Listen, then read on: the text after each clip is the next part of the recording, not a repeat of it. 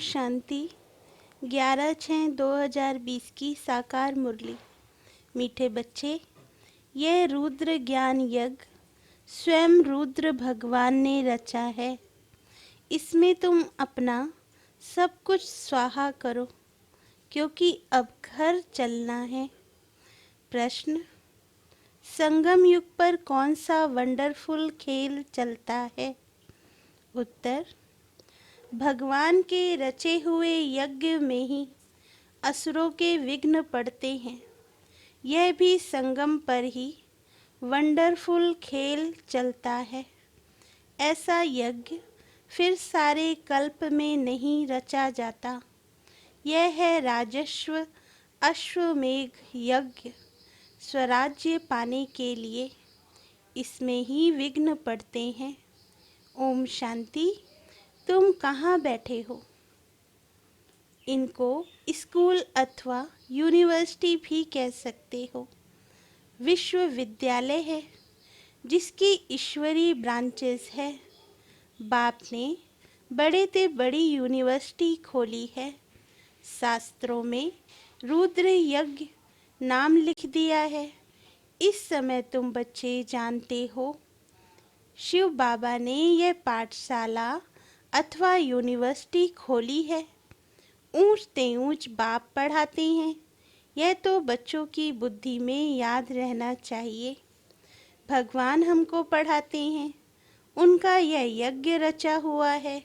इसका नाम ही बाला है। राजस्व अश्वमेघ रुद्र ज्ञान यज्ञ। राजस्व अर्थात स्वराज्य के लिए। अश्वमेघ, यह जो कुछ भी देखने में आता है उन सबको स्वाहा कर रहे हैं। शरीर भी स्वाहा हो जाता है। आत्मा तो स्वाहा हो नहीं सकती। सब शरीर स्वाहा हो जाएंगे, बाकी आत्माएं वापस भागेंगी। यह है संगम युग। बहुत आत्माएं भागेंगी, बाकी शरीर खत्म हो जाएंगे। यह सब ड्रामा, यह है सब ड्रामा। तुम ड्रामा के वश चल रहे हो। बाप कहते हैं हमने राजस्व यज्ञ रचा है। यह भी ड्रामा प्लान अनुसार रचा गया है। ऐसे नहीं कहेंगे कि मैंने यज्ञ रचा है। ड्रामा प्लान अनुसार तुम बच्चों को पढ़ाने के लिए कल्प पहले मुआफिक ज्ञान यज्ञ रचा गया है। मैंने रचा है, यह भी अर्थ नहीं निकलता। ड्रामा प्लान अनुसार रचा गया है। कल्प कल्प रचा जाता है। यह ड्रामा बना हुआ है ना। ड्रामा प्लान अनुसार एक ही बार यज्ञ रचा जाता है। यह कोई नई बात नहीं है। अभी बुद्धि में बैठा है। बरोबर 5000 वर्ष पहले भी सतयुग था। अब चक्र फिर रिपीट हो रहा है। फिर से नई दुनिया स्थापन हो रही है। तुम नई दुनिया में स्वराज्य पाने के लिए पढ़ रहे हो। पवित्र भी जरूर बनना है। बनते भी वही हैं जो ड्रामा अनुसार कल्प पहले बने थे, अभी भी बनेंगे। साक्षी हो ड्रामा को देखना होता है और फिर पुरुषार्थ भी करना होता है। बच्चों को मार्ग भी बताना है। मुख्य बात है पवित्रता की। बाप को बुलाते ही हैं कि आओ पवित्र बनाकर हमको इस छीछी दुनिया से ले जाओ। बाप आए ही हैं घर ले जाने के लिए। बच्चों को पॉइंट्स तो बहुत दी जाती हैं। मुख्य बात फिर भी बाप कहते हैं मन मना भव। पावन बनने के लिए बाप को याद करते हैं। यह भूलना नहीं चाहिए। जितना याद करेंगे उतना फ़ायदा होगा। चार्ट रखना चाहिए, नहीं तो फिर पिछाड़ी में फेल हो जाएंगे। बच्चे समझते हैं हम ही सतो प्रधान थे। नंबरवार पुरुषार्थ अनुसार जो ऊंच बनते हैं उनको मेहनत भी जास्ती करनी पड़ेगी, याद में रहना पड़ेगा। यह तो समझते हो। बाकी थोड़ा समय है, फिर सुख के दिन आने हैं। बरोबर हमारे अथाह सुख के दिन आने हैं। बाप एक ही बार आते हैं, दुख धाम खलास कर अपने सुख धाम ले चलते हैं। तुम बच्चे जानते हो, अभी हम ईश्वरीय परिवार में हैं, फिर दैवी परिवार में जाएंगे। इस समय का ही गायन है। यह संगम युग ही पुरुषोत्तम ऊंच बनाने का युग है। तुम बच्चे जानते हो, हमको बेहद का बाप पढ़ा रहे हैं, फिर आगे चल सन्यासी लोग भी मानेंगे। वह भी समय आएगा ना। अभी तुम्हारा प्रभाव इतना नहीं निकल सकता।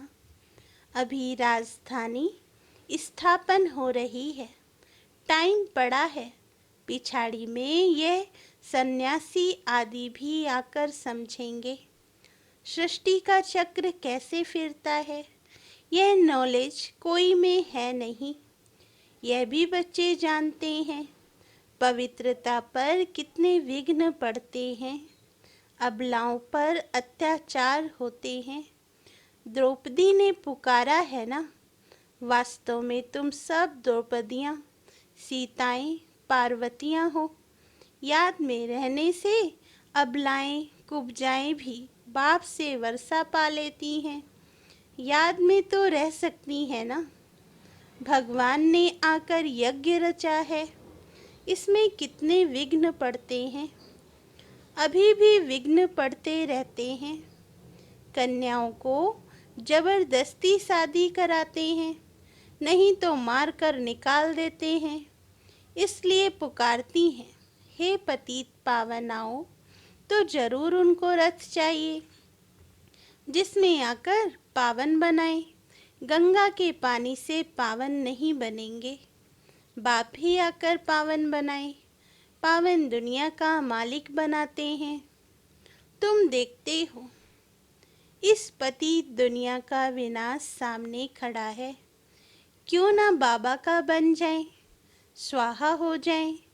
पूछते हैं, स्वाहा कैसे हो, ट्रांसफ़र कैसे करें।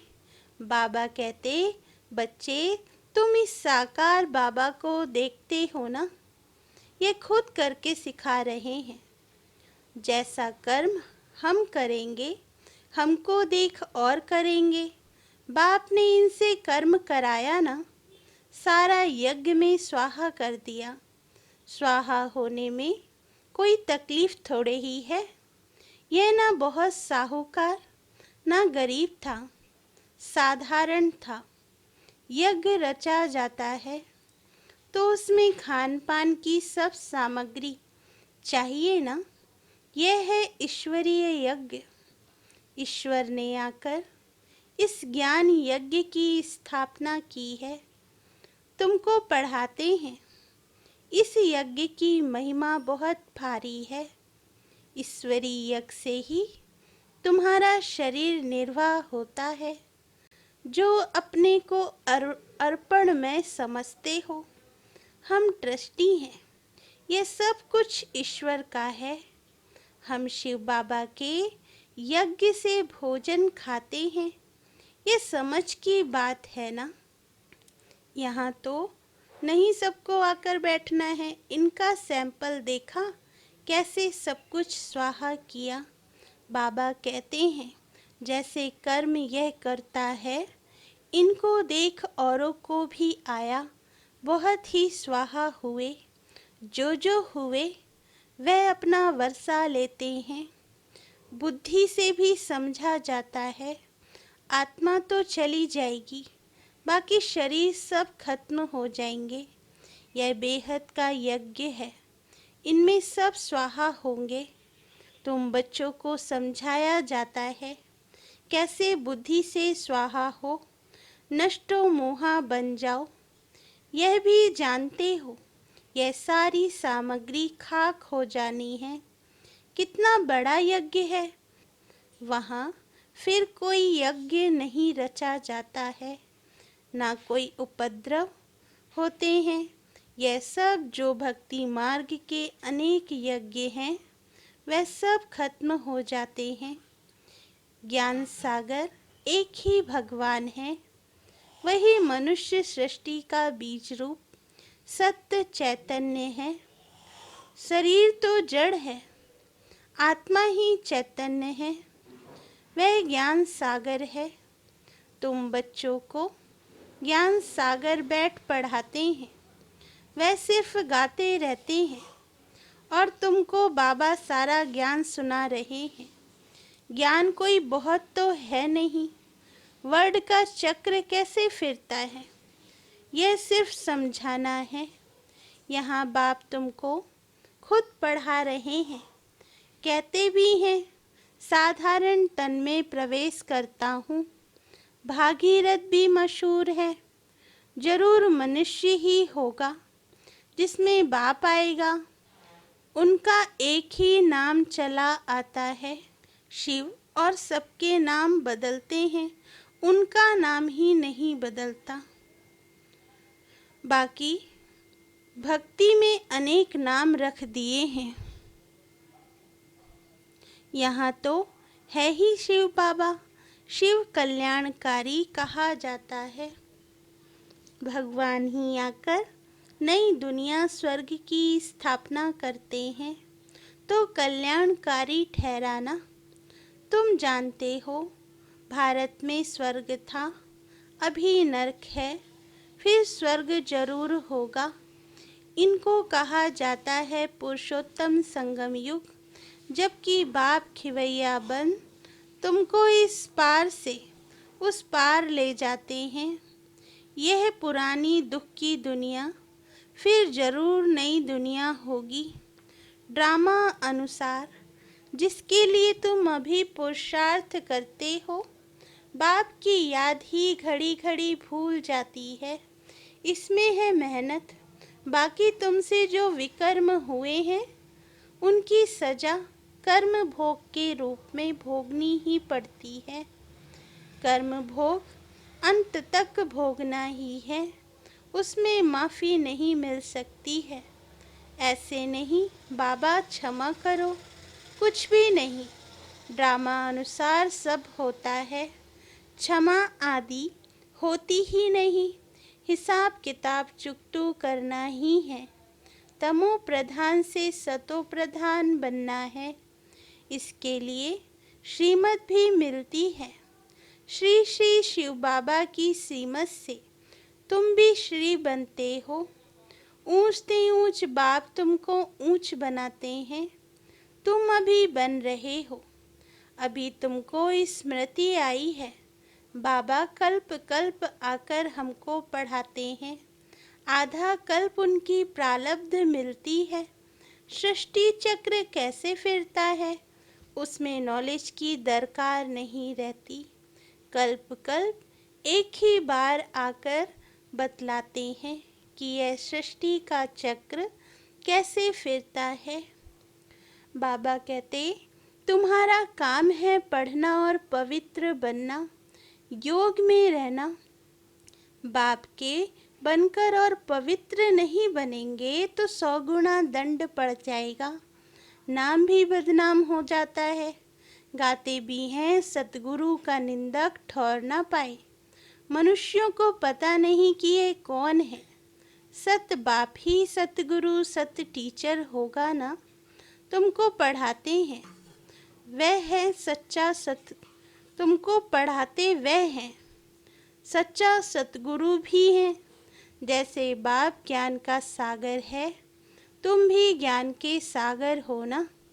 बाप ने तो सारा ज्ञान दे दिया, जिसने जितना कल्प पहले धारण किया है उतना ही करेंगे। पुरुषार्थ करना है, कर्म बिगैर तो कोई रह ना सके। कितनी भी हठयोग आदि करते हैं, वह भी कर्म है ना। यह भी एक धंधा है, आजीविका के लिए। नाम होता है, बहुत पैसा मिलता है, पानी पर आग पर चले जाते हैं। सिर्फ उड़ नहीं सकते, उसमें तो पेट्रोल आदि चाहिए ना।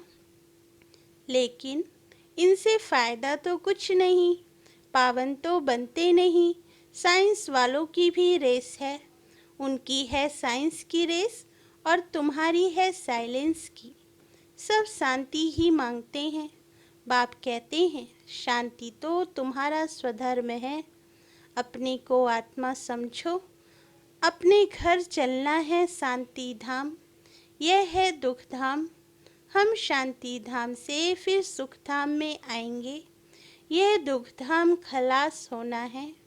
यह अच्छी रीति धारण कर फिर औरों को धारण कराना है। बाकी थोड़े रोज हैं। वह पढ़ाई पढ़कर फिर शरीर निर्वाह अर्थ माथा मारना पड़ता है। वह पढ़ाई पढ़कर फिर शरीर निर्वाह अर्थ माथा मारना पड़ता है। तकदीरवान बच्चे फौरन निर्णय ले लेते हैं कि हमें कौन सी पढ़ाई पढ़नी है। तकदीरवान बच्चे फौरन निर्णय ले लेते हैं कि हमें कौन सी पढ़ाई पढ़नी है। उस पढ़ाई से क्या मिलता है और इस पढ़ाई से क्या मिलता है। इस पढ़ाई से तो 21 जन्मों की प्रारब्ध बनती है। तो ख्याल करना चाहिए कि हमको कौन सी पढ़ाई पढ़नी है। जिसको बेहद के बाप से वर्षा पाना है वह बेहद की पढ़ाई में लग जाते हैं, परंतु ड्रामा प्लान अनुसार कोई की तकदीर में नहीं है, तो फिर उस पढ़ाई में चटक पड़ते हैं। यह पढ़ाई नहीं पढ़ते, कहते फुर्सत नहीं मिलती। बाबा पूछते हैं कौन सी नॉलेज अच्छी है, उनसे क्या मिलेगा और इनसे क्या मिलेगा। कहते हैं बाबा जिस्मानी पढ़ाई से क्या मिलेगा, थोड़ा करके कमाएंगे।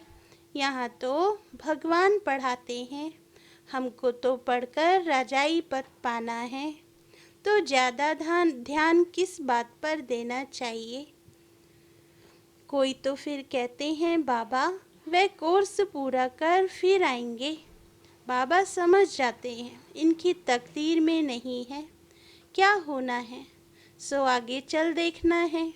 समझते हैं शरीर पर भरोसा नहीं है, तो फिर सच्ची कमाई में लग जाना चाहिए। जिसकी तकदीर में है वही अपनी तकदीर जगाएंगे, पूरा जोर लगाना है। हम तो बाप से वर्षा लेकर ही छोड़ेंगे। बेहद का बाबा हमको राजाई देते हैं, तो क्यों ना यह एक अंतिम जन्म हम पवित्र बनेंगे। इतने ढेर बच्चे पवित्र रहते हैं, झूठ थोड़े ही बोलते हैं। सब पुरुषार्थ कर रहे हैं, पढ़ रहे हैं, फिर भी विश्वास नहीं करते। बेहद का बाप आते ही तब है जब पुरानी दुनिया को नया बनाना होता है। पुरानी दुनिया का विनाश तो सामने खड़ा है, यह बहुत क्लियर है। समय भी बरोबर वही है, अनेक धर्म भी हैं। सतयुग में होता ही एक धर्म है, यह भी तुम्हारी बुद्धि में है। तुम्हारे में भी कोई है जो निश्चय अर्जुन कर रहे हैं। अरे निश्चय करने में टाइम लगता है क्या। अरे निश्चय करने में टाइम लगता है क्या। शरीर पर भी भरोसा थोड़े ही है, जरा भी चांस गंवाना नहीं चाहिए। किसकी तकदीर में नहीं है तो जरा भी बुद्धि में आता नहीं। अच्छा मीठे मीठे सिकिल दे बच्चों प्रति माता पिता बाप दादा का याद प्यार और गुड मॉर्निंग। रूहानी बाप की रूहानी बच्चों को नमस्ते। धारणा के लिए मुख्य सार। पहला पॉइंट, सच्ची कमाई कर 21 जन्मों के लिए अपनी तकदीर बनानी है। शरीर पर कोई भरोसा नहीं है, इसलिए जरा भी चांस नहीं गंवाना है। दूसरा पॉइंट, नष्टो मोहा बनकर अपना सब कुछ रुद्र यज्ञ में स्वाहा करना है। अपने को अर्पण कर ट्रस्टी हो संभालना है, साकार बाप को फॉलो करना है। वरदान, ग्लानि करने वाले को भी गुणमाला पहनाने वाले इष्ट देव महान आत्मा भव। वरदान का सार, जैसे आजकल आप विशेष आत्माओं का स्वागत करते समय कोई गले में स्थूल माला डालते हैं, तो आप डालने वाले के गले में रिटर्न कर देते हो।